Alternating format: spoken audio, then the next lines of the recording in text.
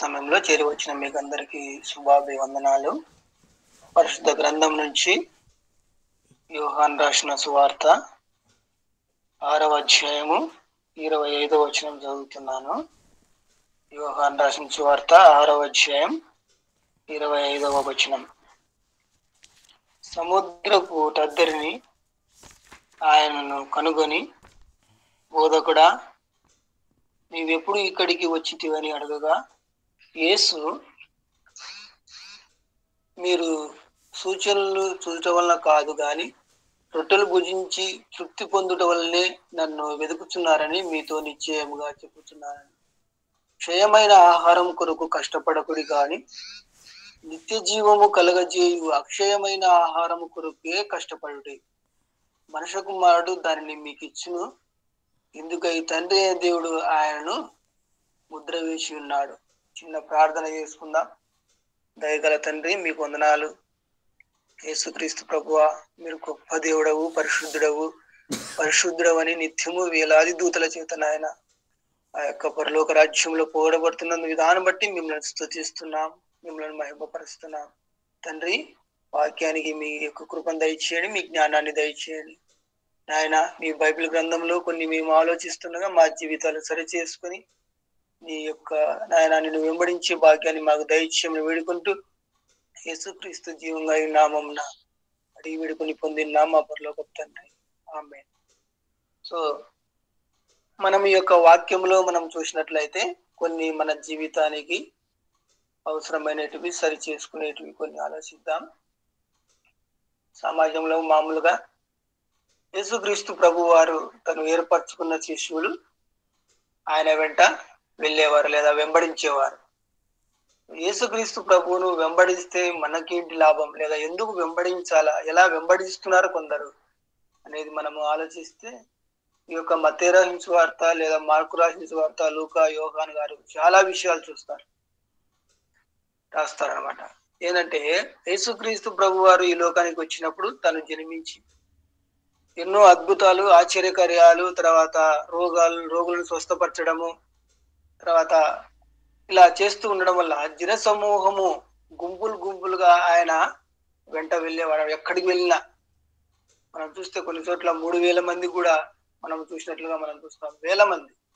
So ఎందుకంటే అక్కడ ఆశ్చర్యకార్యాలు, అద్భుతాలు, స్వస్థతలు, తర్వాత ఇలాంటివన్నీ దేవుడు చేస్తున్నాడు కాబట్టి యేసుక్రీస్తు ప్రభు వారు. సో ఆయన వెంబడించే జన సమూహము చాలా ఉందని మనము చూసుకోవచ్చు. సో దాంట్లో కొన్ని కేటగిరీస్ మనం ఆలోచిస్తే, మొట్టమొదటి వాళ్ళు ఇక్కడ రాయబడినట్టుగా భోజనం కోసం ఆయనను వెంబడిస్తున్నట్లుగా మనం చూస్తాం కదా.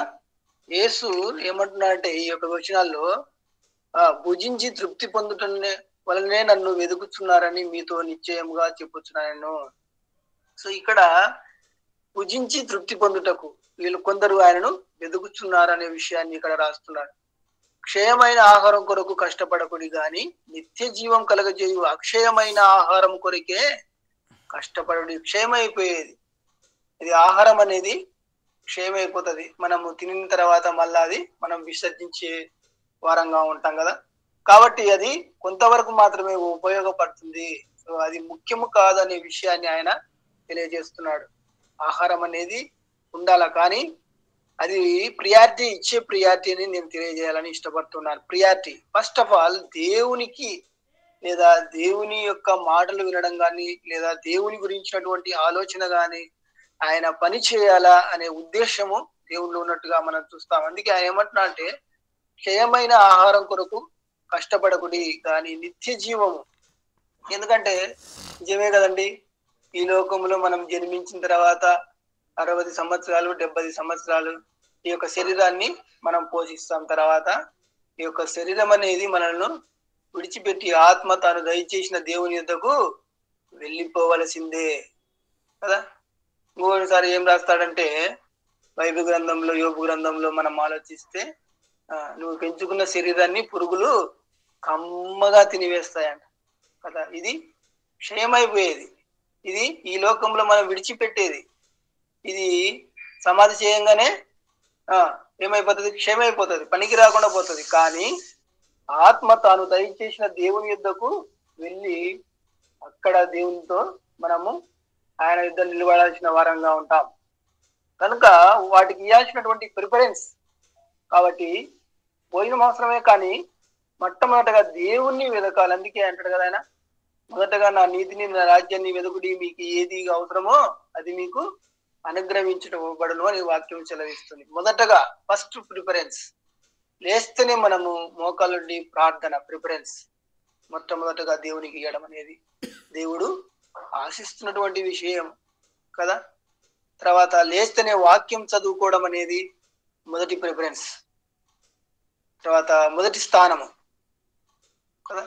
కాబట్టి దేవుడు ఈ రొట్టెలు కాదు కానీ, అందుకే అంటాడు సాతాను కూడా, ఈ మనుషుడు ఆయన అడిగినప్పుడు ఈ రొట్టెలు రాళ్ళగా చేసుకొని తినొచ్చు అంటే, మనుషుడు రొట్టె వల్ల కాదు కానీ దేవుని నుండి వచ్చే మాట వల్లనే జీవించుడు అనే విషయాన్ని కూడా తెలియజేస్తాడు. కాబట్టి మనం చేసేది ఆత్మీయంగా ఆయన వాక్యము, లేదా అది ముఖ్యంగా మనకు ఉపయోగపడేదనే విషయాన్ని నేను తెలియజేయాలని ఇష్టపడుతున్నాను. తర్వాత మనం చూస్తే కీర్తనల గ్రంథం 78వ అధ్యాయంలో మనం చూస్తే 20వ వచనంలో నుండి చూస్తే, దేవదూతల ఆహారము నరులు భుజించిరి, భోజన పదార్థములు ఆయన వారికి సమృద్ధిగా పంపెను.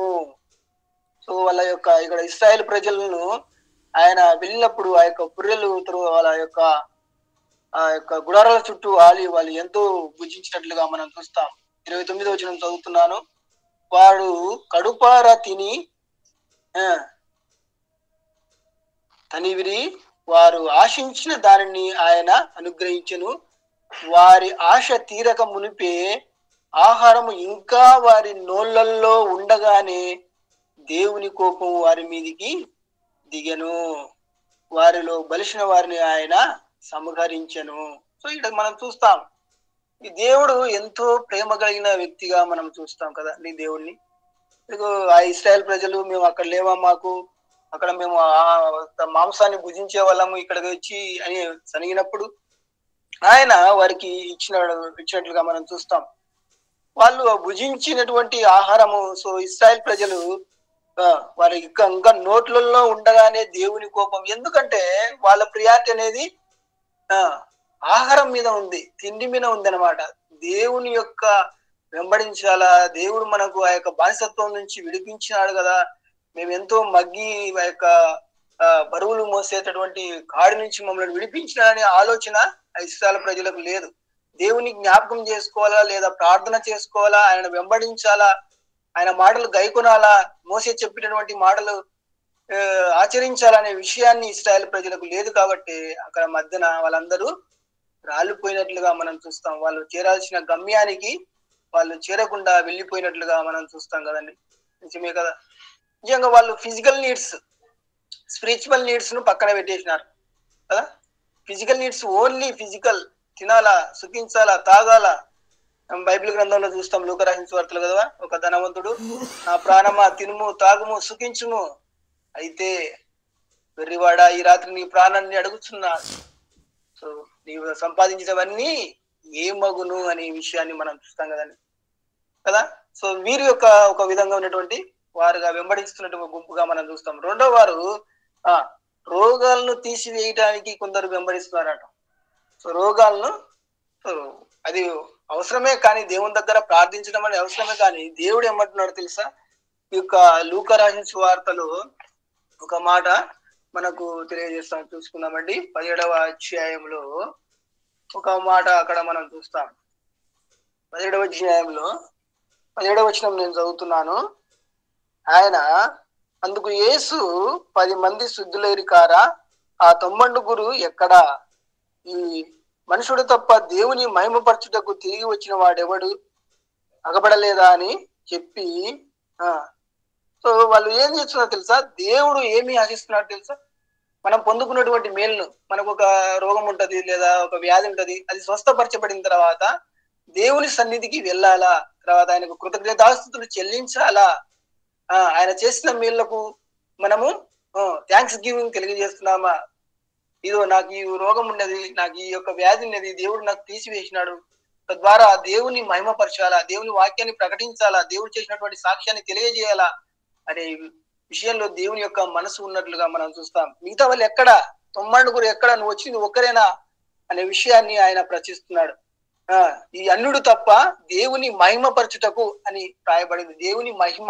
దేవుని మహిమపరచుటకు అనే విషయాన్ని నేను అండర్లైన్ చేసుకున్నాను. తిరిగి వచ్చిన వాడెవడు అగపడలేదా అని ఆయన అడుగుతున్నట్లుగా చూస్తాం. నిజమే కదండి. మనం కూడా దేవుడు ఎన్నో స్వస్థతలు, ఎన్నో అద్భుత ఈ రోగాల నుంచి తీసివేశాడు, ఎన్నెన్నో ఇరుకుల నుంచి మనల్ని కాపాడాడు. మనము దేవుని దగ్గరకు వచ్చి ఇదో నాకు దేవుడు ఈ మేలు చేశాడు, ఈ యొక్క సాక్ష్యాన్ని నేను పంచుకుంటున్నాను అని చెప్పేవారు చాలా తక్కువ మందిగా ఉన్నట్లుగా మనం చూస్తాం. ఎందుకంటే ఆయన చేసిన మేలు ఎంబడే మర్చిపోతాం. అయిపోయింది ఆ సమయంలో, ఆ రోగము అయిపోయింది. తర్వాత దేవుని ప్రక్కన పెట్టి మళ్ళా లోకంలో కలిసిపోయే వారంగా ఉంటున్నాం. కాబట్టి ఇలాంటి వారు కొందరు ఉన్నారన్నమాట. మనం ఆలోచిస్తే ఆయన వెంబడించే గుంపులలో వీరు ఒకటిగా మనం చూస్తాం. నెక్స్ట్ చూస్తే అద్భుతాల కోసం వెంబడించే వారు కూడా కొందరు ఉన్నారంట. మనం కూడా ఇప్పుడు ఉన్నటువంటి కొందరు అన్యజనులు ఏం చేస్తారు తెలుసా? అది మాకేమైనా అద్భుతాలు ఆశ్చర్యకరాలు జరిగితే మేము దేవుని నమ్ముకుంటాం లేదా దేవుని వెంబడిస్తాం అని వాళ్ళు ఫిజికల్ నీడ్స్ మాత్రమే బేస్ చేసుకొని వాళ్ళు దేవుని దగ్గరకు వచ్చినట్లుగా మనం చూస్తాం. మనం చూస్తే ఈ యొక్క మత్తయి రాసిన సువార్తలో ఒక మాట రాయబడి ఉంటది. 11వ అధ్యాయంలో ఆయన ఒక మాటను తెలియజేస్తూ ఉన్నాడు. ఎందుకంటే ఫిజికల్ నీడ్స్ అనేది ముఖ్యం కాదు, దేవుని వాక్యము లేదా ఆయన మనసు ఎరగడం అనేది ముఖ్యమని చూస్తాం. 20వ వచనం చదువుతున్నాడు, 11:20. పిమ్మట ఏ పట్టణంలో ఆయన విస్తారమైన అద్భుతములు చేసినో ఆ పట్టణంలో వారు మారు మనసు పొందకపోవట వలన ఆయన వారి ఇట్లు గద్దింపసాగాను. సో అద్భుతాలు చేసినప్పటికీ మారు మనసు లేని వ్యక్తులుగా కొందరు ఉంటున్నారంట.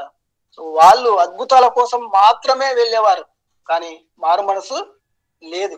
దేవుని గురించి తెలుసుకోవాల్సినటువంటి మనసు వారికి లేదు, వారిలో మారు మనసు లేదు. కానీ ఆయన దగ్గరకు ఊగే అద్భుతాలు చూడడానికి మాత్రమే వెళ్ళేవారుగా ఉంటున్నారు. అందుకే ఆయన ఏమంటున్నాడు తెలుసా? ఈ యొక్క అద్భుతములను 23వ వచనంలో సొదొమ గొమొరలో చేయబడిన యెడల నేటి వరకు అది నిలిచి ఉండును అనే విషయాన్ని రాస్తున్నాడు కదా. సొదొమ గొమొరలో ప్రజలు చాలా పాపపు ఉండడం వల్ల, దేవునికి వ్యతిరేకంగా జీవించడం వల్ల అగ్ని గంధకముల చేత దాన్ని నాశనము చేసినట్లుగా మనం పాత నిబంధన గ్రంథంలో చూస్తాం. కాబట్టి అక్కడైనా చేసిన యెడల వారు ఈ యొక్క అద్భుతాలు మారు మనసు పొందుతురేమో అనే విషయాన్ని తెలియజేస్తున్నారు. సో వీళ్ళే కొందరు ప్రజలు ఏం చేస్తున్నారు తెలుసా? ఓన్లీ అద్భుతాల కోసం మాత్రమే వెళ్ళేవారుగా ఉన్నారు, కానీ తమ జీవితాలు సరి చేసుకోవాలా, దేవునిలో కట్టుకోవాలా, ఆయన దగ్గరకు వచ్చి మనం పరిశుద్ధంగా బ్రతకాలా, తర్వాత దేవుని కోసం ఈ లోకంలో వాక్యం కోసం అయితేనేమి కష్టపడాలా, సువార్త కోసం అయితేనేమి కష్టపడాలా అనే విషయాన్ని కాక వాళ్ళు అద్భుతాల కోసమే వెంబడించినటువంటి వారిగా మనం చూస్తాం కదండి. మనం కూడా ఇప్పుడున్నటువంటి సమాజంలో కొందరు నాకేమైనా చేస్తేనే నేను దేవుని దగ్గరకు వస్తాను అనే విషయాన్ని కొందరు విశ్వాసులు కూడా ఉన్నట్లుగా మనం చూస్తాం. నెక్స్ట్ మనం ఆలోచిస్తే యేసుక్రీస్తులో తప్పు పట్టేవారు కూడా కొందరు ఉన్నారు. మనం ఆలోచిస్తే ఇదే లూకా రాసిన సువార్త 20వ అధ్యాయంలో మనం చూస్తే ఒక మాట రాయబడి ఉంటది. అక్కడ 21వ వచనంలో ఆ దినములలో దేవాలయంలో ప్రజలకు బోధించుచు సువార్తను ప్రకటించుతున్నప్పుడు ప్రధాన యాజకులను, శాస్త్రులను, పెద్దలతో కూడా ఆయన మీదికి వచ్చి, నీవు ఏ అధికారం వలన ఈ కార్యం చేస్తున్నావో, ఈ అధికారము నీకు ఎవడు ఇచ్చనో మాతో చెప్పమని ఆయనను అడిగిరి. సో దేవుణ్ణి క్వశ్చన్ చేసే ప్రజలు కూడా కొందరు ఉంటున్నారంట. దేవుణ్ణి అడిగేవారు కూడా, దేవుని ఎదిరించేవారు కూడా ఉన్నట్టుగా మనం చూస్తాం. తప్పులు వెతకాలని మనం ఆ కాలంలో ఉన్న ప్రజలు చూస్తే ఎలా విధంగా అయినా ఈయనను మనము తప్పు పట్టాలి. ఏం చేశాడండి ఇది యేసుక్రీస్తు ప్రభు వారు? ఆయన ఈ లోకానికి వచ్చి ఆయన తర్వాత రోగులను స్వస్థపరచడం, తర్వాత చనిపోయిన వారిని తిరిగి లేపడం, ఇలాంటి కార్యాలు చేశారు తప్ప మనుషులకు హాని కలిగించేటువంటి విషయాలు ఏం చేయలే. అయినప్పటికీ దేవుని దూషించే వ్యక్తులు, తప్పు పట్టాలని ఆయనను వెంబడించే వ్యక్తులు ఆ రోజు ఉన్నట్టుగా మనం చూస్తాం. ఈనాడు కూడా కొందరు యొక్క దైవజనులు లేదా పాస్టర్లు కొన్ని విషయాలు చెప్పినప్పుడు వాళ్ళు అలా బోధించారు, ఇలా బోధించారు, తప్పుడు బోధించారు, ఇలా చెప్పారు అని మనం విమర్శించే వారంగా కొందరు ఉంటున్నాం అన్నమాట. సో వాటిని మనం సరి చేసుకోవాలనేదే దేవుని యొక్క ఉద్దేశం. సో దేవుడు వారితో మాట్లాడిన విషయాలు, సో ఆ యొక్క దైవజనులు ఎంతో భక్తితో కొన్ని విషయాలు మనకు చెప్పినప్పుడు మనం వాటిని అంగీకరించి లేదా దైవజనులు మనం గద్దించినప్పుడు, అందుకే బైబిల్ కూడా ఒక మాట తెలియజేస్తది, నువ్వు గద్దించుము, ఖండించుము, సరిచేయము అనే విషయాన్ని దైవజనులకు ఇచ్చినట్లుగా మనం చూస్తామని గౌరవించి ఆత్మీయంగా మన ఇంటికి సేదతీర్చి ఆతిథ్యం ఇచ్చి వారిని మనము పోషించే వారంగా ఉండాలని దేవుడు ఇష్టపడుతున్నారు. కాబట్టి ఇలా ఇది ఉద్దేశం కాదు. యేసుక్రీస్తులో ప్రభు ఆ రోజు కూడా ఆయన లెక్క చేయలే. ఆయన ఎవరిని శాస్త్రులు పరిచయులు ఆయనలో తప్పు పడ్డలని వాళ్ళంతా ఒక వేషధారులారా వేష్యులారా అని కూడా అన్నట్టుగా మనం చూస్తాం. భ్రష్టులారా భ్రష్టమనసులైన వారులారా అని కూడా మనం చూస్తాం కదండి. కాబట్టి మనం ఇప్పుడున్నటువంటి ఈ పరిస్థితుల్లో దేవునిలో ఉన్నటువంటి వాక్యాన్ని మనం గ్రహించాలి అంతే. దేవుడు ఇచ్చినటువంటి మాటలను మనం అర్థం చేసుకోవాలి కానీ వాళ్ళ ఒక మనుషులను నమ్ముకోవడం కాదు, కానీ దేవుడిని మాటలు తెలుసుకోవాలనేదే దీని యొక్క ఉద్దేశం.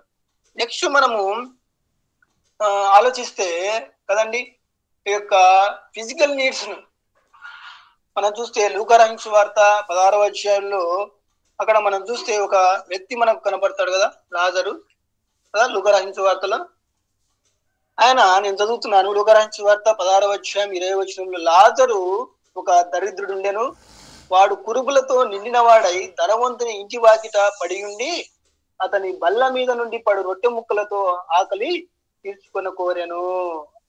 అంతేగాక కుక్కలు వచ్చి వాని కురుపులు నాకెను. దరిద్రుడు. సో ఈయనకు యాక్చువల్ గా తిండి లేదు, ఆహారం లేదు సరిగ్గా. తర్వాత ఈయన రోగంతో ఉన్నాడు, దాన్ని కూడా లెక్క చేయలే. అయినప్పటికీ తన ఆహారం లెక్క చేయలే, తన రోగాన్ని లెక్క చేయలే. దేవుని యందు విశ్వాసము అలాగే కొనసాగుతూ ఉన్నట్టుగా మనం చూస్తాం. అందుకే తెలుసా, ఈయన చనిపోయినప్పుడు, నేను 22వ వచనం చదువుతున్నాను, చనిపోయి దేవదూతల చేత అబ్రహాము రొమ్మున కొనిపోబడెను. ధనవంతుడు కూడా మనం చూస్తాం, తను తినుచు తాగుచు తన యొక్క బట్టలు, తన ఊదారంగు బట్టలు ప్రతి దినము సుఖపడేవాడని కూడా బైబిల్ గ్రంథంలో రాయబడినట్టుగా మనం చూస్తాం. అందుకే ఏమంటున్నాడు తెలుసా, ఈయన కుమారుడు కష్టపడి ఇక్కడికి వచ్చాడు అనే విషయాన్ని ఇక్కడ ఏమంటే ఇక్కడ రాస్తాడు. ఎక్కడంటే 25వ వచనంలో, అందుకు అబ్రహాం కుమారుడా, నీవు నీ జీవితకాలం నీకు ఇష్టమైన సుఖంగా అనుభవించితివి, అలాగే లాజరు కష్టము అనుభవించి నీ జ్ఞాపకం చేసుకును. కష్టం అనుభవించినాడు లాజర్ ఈ లోకంలో. ఒకవేళ ఉందో లేదో టయానికి తిండి, ఆ యొక్క రొట్టె ముక్కలు చూడండి ఎన్ని కింద పడినవి, ఎన్ని పడతాయండి, ఎంత ఆకలితో అలమటించుంటాడు కదా పాపం కదా. దాన్ని ఆయన లాజరు తన గురించినటువంటి ఆలోచన లేదు, నేను ఎలా తినాలా, ఏమి తాగాల. అందుకే అంటారు కదండి మత్తయి రాసిన వార్తలో, ఏమి తిందుమో ఏమి తాగుదమో ఏమి ధరించుకుందుమో కాదు, కానీ మొదటగా ఆయన నీతిని రాజ్యాన్ని వెతికితే మీకన్నీ అవి అనుగ్రహించబడుననే విషయాన్ని మనం చూస్తాం కదా. ఇంకా చివరి గుంపుగా మనం చూస్తే ఈ యొక్క లూకా రాసిన వార్తలోనే 9వ అధ్యాయంలో కొందరు వ్యక్తులుగా ఉన్నట్లుగా మనం చూస్తాం. 9వ అధ్యాయం 12వ వచనం నేను చదువుతున్నాను. ప్రొద్దుగుంకను ఆరంభించినప్పుడు 12 శిష్యులు వచ్చి, మనం ఈ అరణ్యంలో ఉన్నాము గనుక చుట్టూ పట్టునున్న గ్రామములకు పల్లెలకు వెళ్ళి బస చూసుకొని ఆహారము సంపాదించుకున్నట్లు బహుజన సమూహమును పంపివేయమని ఆయనతో చెప్పిరి. సో వీళ్ళు ఏం చేస్తున్నారో 11వ వచనంలో మనం చూస్తే, జన సమూహము అది తెలుసుకొని ఆయనను వెంబడింపగా ఆయన వారిని చేర్చుకొని దేవుని రాజ్యమును గూర్చి వారితో మాటలాడుచు, తర్వాత స్వస్థ కావలసిన వారిని స్వస్థపరిచెను. సో ఏం చేస్తున్నా అంటే దేవుని రాజ్యాన్ని గురించినటువంటి మాటలు వాళ్ళకు తెలియజేస్తున్నాడు అనమాట. తర్వాత ఇలా చేస్తూ చేస్తూ వాళ్ళు ఉదయం నుంచి వచ్చారు. తర్వాత వాళ్ళు ఎవరు కూడా ఆహారాన్ని తెచ్చుకోలేదు అనే ఉద్దేశంతో దేవుడు మనసు ఎరిగినాడు కాబట్టి వాళ్ళకి ఏం చేస్తున్నాడు తెలుసా, మీరు వీరికి ఆహారాన్ని పెట్టండి, నా పిల్లలు చాలా ఆకలి కొన్నారు, దేవుని మాటలు వింటున్నారు వీళ్ళు ఉదయం నుంచి. అక్కడ రాస్తే చాలా పొద్దుగుంకిన తర్వాత అని రాస్తాడు. అంటే వాళ్ళు ఉదయం వచ్చారు, ఆకలిని లెక్క చేయలే, దేవుని రాజ్యం గురించినటువంటి మాటలు దేవుడు వారికి బోధిస్తూ ఉన్నప్పుడు దేవుడు వాళ్ళ యొక్క మనసును ఎరిగినాడు. అందుకే వీరికి భోజనం పెట్టండి అని చెప్పినప్పుడు ఆయన మనం చూస్తాం ఆ యొక్క సన్నివేశాన్ని. అంతటా ఆయన 5 రొట్టెలు 2 చేపలు ఎత్తి ఆకాశం వైపు కన్నులెత్తి ఆశీర్వదించినప్పుడు వారందరూ తిని తృప్తి పొందినట్లుగా మనం చూస్తాం. వడ్డించి వాళ్ళు తిని తృప్తిగా, అంటే ఎంతో సమృద్ధిగా దేవుడు ఆ యొక్క ఆహారాన్ని, దేవుడు ఇచ్చినటువంటి ఆహారం చూడండి, ఎక్కడైనా చూడండి మీరు, ఏలియాకు ఆ యొక్క ఆహారము ఆ యొక్క వాగు దగ్గర, కెరీతు వాగు దగ్గర ఉన్నప్పుడు కాకుల ద్వారా మాంసాన్ని ఇచ్చినట్లుగా మనం కదండి. ఎందుకు? దేవుడు ఎక్కడిచ్చినా కూడా మాంసాన్నే తన పిల్లలకు, ఎక్కడిచ్చినట్టు కూడా శ్రేష్టమైనటువంటి ఆహారాన్నే. ఇక్కడ కూడా చూస్తే ఇచ్చినటువంటి ఆహారము చేపలు, రొట్టెలు తిని వాళ్ళు ఎంతో తృప్తి పొందినట్లుగా. సో వాళ్ళు దేవుని మాటలు వింటున్నారు ఈ యొక్క గుంపు కదా. దేవుని మాటలు వాళ్ళు మిగతా విషయాలు లెక్క చేయలే. దేవుని మాటల కోసమే వాళ్ళు ఆకలిని కానీ లేదా దేన్ని కానీ లెక్క చేయకుండా విన్నప్పుడు ఎంతో ప్రేమ, జాలి, దయగలిగినటువంటి యేసుక్రీస్తు ప్రభు వారు కాబట్టి మన యొక్క ఫిజికల్ నీడ్స్ కూడా మనము తీర్చడానికి ఆయన ఇష్టపడుతున్నాడు. మనం ఏం చేస్తామంటే ఓన్లీ మన ఫిజికల్ నీడ్స్ కోసమే ప్రయాసపడుతూ దేవుని వాక్యాన్ని, దేవుని ప్రార్థనను మనం ప్రక్కన పెట్టి వీటి కోసం మాత్రము మనం ప్రయాసపడే వారంగా ఉంటాం కదా. అందుకే బైబిల్ గ్రంథంలో ఇంకొక మాట చెలివిస్తాడు, నీ కన్ను అభ్యంతరపరిస్తే, నీ చెయ్యి అభ్యంతరపరిస్తే వాడిని పీకివేయి, ఎందుకంటే వాటి వల్ల నువ్వు నరకంలోనికి ప్రవేశించకుండా అంటాడు కదా. సో ఈ యొక్క శరీరం అనేది పనికి రాకుండా పోయేది. వీటిని మనము పోషించడానికి ఎంతగా ప్రయాసపడితే అది ఈ లోకంలో మనం ఏం చేస్తుందంటే తినాలా, తాగాలా, సుఖించాలా, అనుభవించాలా చేసి తర్వాత చనిపోయిన తర్వాత నరకానికి తీసుకువెళ్ళిపోయేదిగా. అందుకే ఆత్మ సిద్ధమే కానీ శరీరము బలహీనం కదండి. సో మనము మన ప్రియారిటీ అనేది, నేను చెప్పదలుచుకోలేదంటే ప్రియారిటీ అనేది ఫస్ట్ దేవుని యొక్క వాక్యానికి, ఆయన ప్రార్థనకు తర్వాత ఇస్తే ఆటోమేటిక్ గా దేవుడు మనకు ఇవ్వడానికి. ఆకాశ పక్షులు చూడండి, అవి విత్తవు, కోయవు, అయినను వాటిని పోషించలేదా దేవుడు అంటాడు కదా. అవి ఏమీ పంట వేయవు, కోయవు. సో వాటన్నిటిని దేవుడు పోషిస్తున్నాడు. నిన్ను నన్ను దేవుడు సృజించినటువంటి మనము ఆయన కుమారులుగా జగత్ పునాది వేయబడక మునిపే దేవుడికి మనల్ని ఏర్పరచుకునే అనే విషయాన్ని కూడా మనం రాస్తాం. ఒక విశ్వాసులుగా ఎక్కడికన్నా ఇప్పుడు మనం చూస్తా, కొందరు మీటింగ్లకు వెళ్ళినప్పుడు భోజనాలు ఉన్నాయా బ్రదర్ అనే విషయాలు కొందరు అడిగి, ఆ భోజన కార్యక్రమం ఉంటే ఎక్కువ వచ్చే జనాలుగా ఉన్నట్టుగా మనం చూస్తాం. కానీ వారికి మనం వాటికంటే ముందుగా దేవుని మాటలు తమ జీవితాలు సరి చేసుకుని మారు మనసు పొంది దేవుని దగ్గర అయితే ఆయన ఇష్టపడడానికి ఇష్టపడుతున్నారు కదా. సొదొమ గొమొర్రాలో చేసినటువంటి ఈ యొక్క అద్భుతాలు చేసిన వాళ్ళు కూడా మారుదురేమో, రోగాల కోసం, అద్భుతాల కోసం, దేవునిలో తప్పుపడడం కోసం ఇలా వెళ్ళే గుంపులుగా లేకుండా దేవుని మాటలకు ప్రిఫరెన్స్ ఇచ్చి, దేవునికి ప్రాధాన్యత ఇచ్చి, అందుకే ఆయన ఏమంటాడు తెలుసా, నా యందు మీరును, మీ యందు నేను నిలిచి ఉంటే మీకు ఏది ఇష్టమో అడుగుడి, నిలిచి ఉండాలని. దేవుని యొక్క ఉద్దేశం ఏంటంటే మనం ఎల్లప్పుడూ ఆయన దగ్గర ఉండాలని. అందుకే చూస్తాం ఆదికాండంలో ఆ యొక్క అవన్నీ చూసినప్పుడు ఆదామును ఎల్లప్పుడూ సాయంకాలంతో వాళ్ళతో రిలేషన్, అనుబంధం కలిగి వాళ్ళతో మాట్లాడి ఎంతో ఆనందంతో గడిపేటువంటి వారు. అలాంటి రిలేషన్ కూడా ఇప్పుడు కూడా మన దేవుడు ఆశపడుతున్నాడు కదా. సో ప్రతిదినం వాక్యం ద్వారా, తర్వాత ప్రార్థన ద్వారా ఆయనతో ఉండాలని, ఆయనతో సహవాసం చేయాలని ఇష్టపడుతున్నాడు. కానీ మనము రోజు దూరంగా వెళ్ళిపోతూ ప్రార్థన కంటే నెగ్లెక్ట్ చేస్తూ, లేదా వాక్యం అంటే ఏదో లేని ఇలా వెళ్ళి ఆరిపోయి మన జీవితాలు నిత్య నరకానికి వెళ్ళిపోయే వారంగా ఉంటాం. కాబట్టి ఒక విశ్వాసులుగా మనం ఏమైనా ఎక్కువగా దీనికి ఇస్తున్నామేమో సరి చేసుకుని దేవునిలో మనం ఎదగాలని ఈ యొక్క మాటలు తెలియజేస్తున్నాడు. ఈ మాటలు దేవుడు దీవించును గాక. Praise the Lord brother. Thank you.